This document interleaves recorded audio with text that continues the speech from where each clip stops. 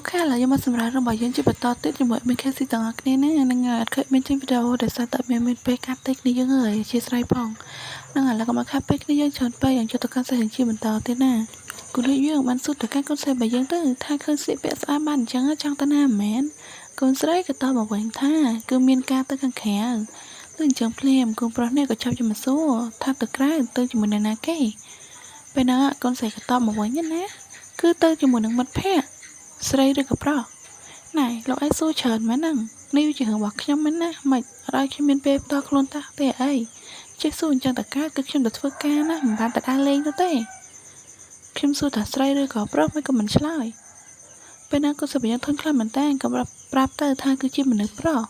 លើអញ្ចឹងភ្លាមកូនប្រុសនេះមានជាការហាមឃាត់គេភ្លាមហ្មងណាអរឲ្យទៅឯនៅក្នុងបន្ទប់ហ្នឹងឯងបើឯងខ្វះខាតលុយចាំប្រាប់ខ្ញុំមកគឺខ្ញុំមានប្រាក់ឲ្យឯងបើមិនអញ្ចឹងទេមិនបាច់ទៅធ្វើការក៏បានដែរណែលោកឯងឈួតមែនណាខ្ញុំមានការងារទៅធ្វើហត់ឯងមិនត្រូវមកឈប់ដោយសារតែលោកឯងនេះលោកឯងមានប៉ុណ្ណាទៅមិនជាត្រូវមកចាំខ្ញុំនោះទោះបីជាលោកឯងមានដល់កម្រិតណាក៏ដោយខ្ញុំក៏មិនត្រូវការចាយប្រាក់របស់លោកដែរគឺខ្ញុំត្រូវការរកប្រាក់យកមកចាយដោយខ្លួនឯងដោយកម្លាំងឈាមរបស់ខ្ញុំដឹងនៅហើយក៏មកញ៉ៃជាមួយជីវិតខ្ញុំទៀត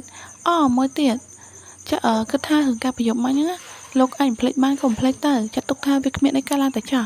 បំភ្លេចនេះឯងគិតថាត្រូវបំភ្លេចចាស់ដល់ងាយចឹងមែននេះពួកយើងមានអីជាមួយគ្នាដល់តែ2ដងហើយណាប៉ុន្តែលោកកុំភ្លេចអសោះថាការប្រយុទ្ធមិញហ្នឹងលោកជាអ្នកចាប់បង្ខំខ្ញុំទេខ្ញុំមិនបានយល់ព្រមនោះឡើយលើអញ្ចឹងភ្លាមកូនប្រុសរបស់យើងនេះមានជាការសម្លឹងមកមុខអូនដោយគិតនៅក្នុងចិត្តថាតើកូនស្រីរបស់យើងនេះអត់មានគិតអីទៅលើគេខ្លះទេមែនកូនស្រីរបស់យើងក៏ប្រាប់ទៀតទៅថាបើអាចពួកយើងទាំងពីរនេះគួរតែចាប់គ្នាទៅត្រឹមហ្នឹងទៅគឺល្អហើយខ្ញុំក៏មិនចង់ជួបលោកដែរសង្ឃឹមថាថ្ងៃស្អែកពួកយើងនឹងកុំជួបគ្នាអីនិយាយចោលភ្លាមកូនស្រីនេះក៏ដើរចេញទៅបាត់មិនមានខ្វល់ពីកូនប្រុសយើងអីមិនតិចទេនេះក្រៅពីកូនសត្វរបស់យើងអាចចេញទៅបាត់គឺថាកូនប្រុសរបស់យើងនេះគឺថាគ្មាននៅស្ងៀមទេអ្នកគ្នាគឺលួចតាមដានកូនស្រីយើងពីខាងក្រៅតែម្ដងដោយសារតែចង់ដឹងថាកូនស្រីរបស់យើងទៅណាត់ជួបជាមួយអ្នកណាគេចឹងណាហើយឥឡូវស្អីរឿងគេបានកាត់មកនៅកន្លែងដែលកូនស្រីរបស់យើងមកណាត់ជួបជាមួយនឹងកូនថាណែវិញម្ដងកូនស្រីរបស់យើងបានដើរចូលទៅក្នុងហាងក៏បានជួបជាមួយនឹងកូនថារបស់យើងរួចហើយក៏សួរទៅកាន់កូនថានឹងថាតើចាំគ្នាយូរអត់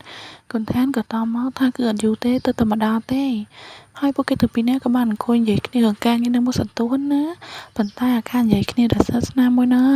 គឺថាធ្វើឲ្យកូនរៀបរបស់យើងឈប់មកពីចង្អាយនេះមានជាការតប់ចិត្តម្ដងគឺថាចង់ឲ្យចូលទៅនិយាយគ្នាឲ្យដឹងរឿងហ្នឹងណា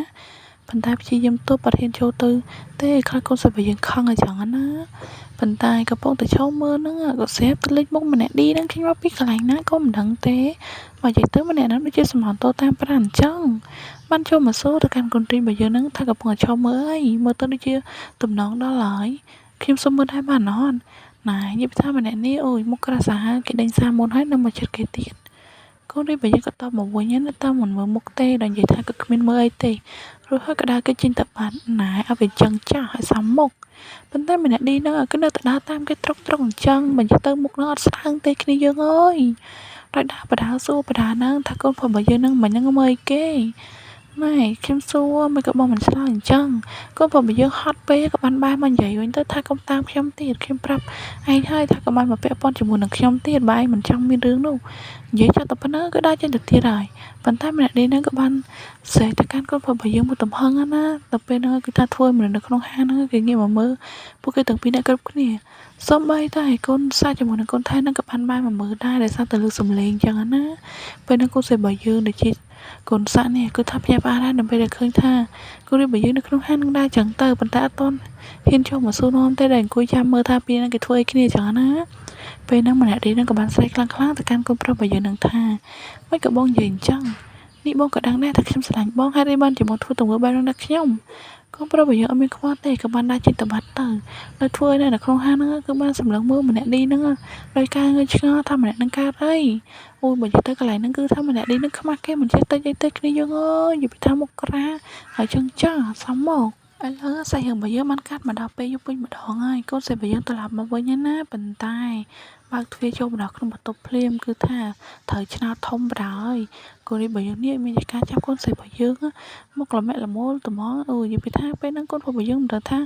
កម្រើចូលមកពីណាទេចាប់កូនស្រីយើងចាប់យកហ្មងដល់គ្នាមើលរូបភាពខ្លួនឯងទៅគឺដឹងហើយថាកូនប្រុសរបស់យើងពេលហ្នឹងគឺថាចាប់បង្ខំកូនស្រីរបស់យើងណាបើកូនស្រីនេះគឺមានការរើបំរាស់ខ្លាំងដែរប៉ុន្តែ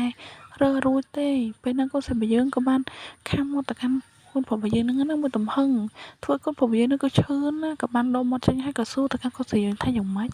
នេះមិនពេញចិត្តមែនតាំងតែពេលដែលទៅនិយាយជាមួយនឹងអាម្នាក់ហ្នឹង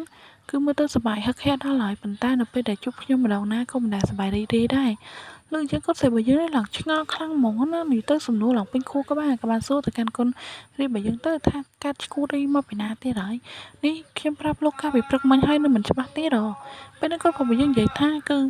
ខ្ញុំមិនព្រមចាប់ឲ្យរឿងហ្នឹងគឺចាប់តែងាយស្រួលនោះទេនិយាយចប់តែប៉ុណ្ណឹងក៏បានចាប់កូនស្រីរបស់យើងទៅទៀតហើយអូយនិយាយពីថា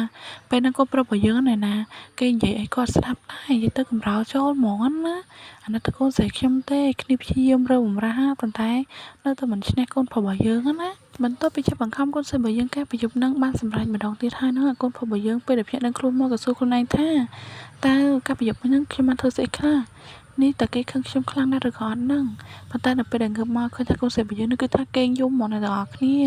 ព្រោះតែពេលហ្នឹងកូនស្រីរបស់យើងខូចចិត្តខ្លាំងណាស់នៅពេលដែលកូនប្រុសរបស់យើងធ្វើទង្វើបែបហ្នឹងមកកាន់ខ្លួនជាលើកទី3អញ្ចឹងណាពេលហ្នឹងកូនរីឃើញកូនស្រីរបស់យើងយំអញ្ចឹងក៏បានចូលមកលួងហើយនិយាយថាសុំទោសផងកាលពីយប់មិញគឺខ្ញុំស្រវឹងខ្លាំងពេកណែពេលហ្នឹងកូនស្រីរបស់យើងគឺអត់ស្ដាប់ទេកូនស្រីរបស់យើងក៏បានដេញកូនប្រុសយើងហ្នឹងឲ្យចេញពីបន្ទប់របស់ខ្លួនទៅថាចេះឆ្ងាយទៅហើយកុំមកពាក់ព័ន្ធជាមួយខ្ញុំទៀតពេលហ្នឹងកូនស្រីរបស់យើងគឺយំខ្លាំងហ្មងណា